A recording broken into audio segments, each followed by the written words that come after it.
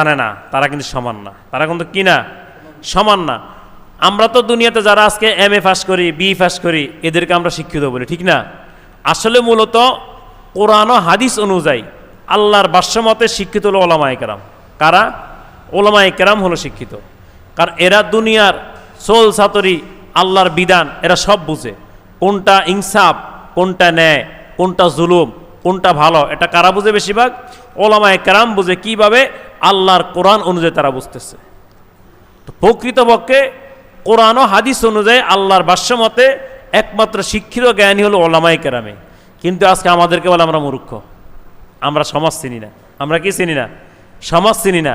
আমরা যদি খাবার যদি এরকম নিচে বসে খাই, কার এটা খেত, এটা শিখছি কি? অথচ এটা হলো রসুলের কি সুন্নত, এটা কি রসুলের সুন্নত। আমরা যদি প্লেটটা সাইটা খাই, কার জীবন মানে খাবারও খায় না, মানে খাবার মনে চোখে দেখে না, অথচ সেটে খাওয়া কি রসুলের সুন্নত। কারণ হাদিসের মধ্যে আসছে, যদি কোনো ব্যক্তি প্লেটটাকে সেটে না খায়, যেই খাবারগুলো থেকে এই খাবারগুলো শয়তানে খায়। কে খায়? শয়তানে খায়। আর ওই খাবারগুলো আপনাকে লানত দিতে থাকে। তাহলে আমাদেরকে এরকমভাবে অনেক সময় অসম্মান করা হয়, এর কিচ্ছু নেই, এই কিছুই বুঝে না। আজকে আমরা পশ্চিমাদের অনুসরণ অনুকরণ করতে যাওয়া আমাদের ইজ্জত শেষ। ইজ্জত কি শেষ? এটাই বলি, আজকের এই যে হামাস ফিলিস্তিন এত মার খাচ্ছে, এর একমাত্র শয়তানের অনুসরণ করছে। কার অনুসরণ? শয়তানদের অনুসরণ করে আজকে তারা ধ্বংস হয়ে গেছে।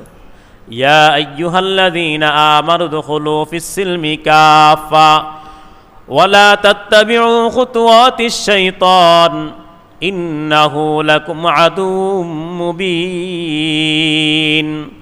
আল্লাহ পাক রব্বুল আলামিন বলেন, হে দুনিয়ার বান্দা বান্দিরা, তোমরা ইসলামের মধ্যে পরিপূর্ণভাবে প্রবেশ করো, আর তোমরা শয়তান অনুসরণ করো না।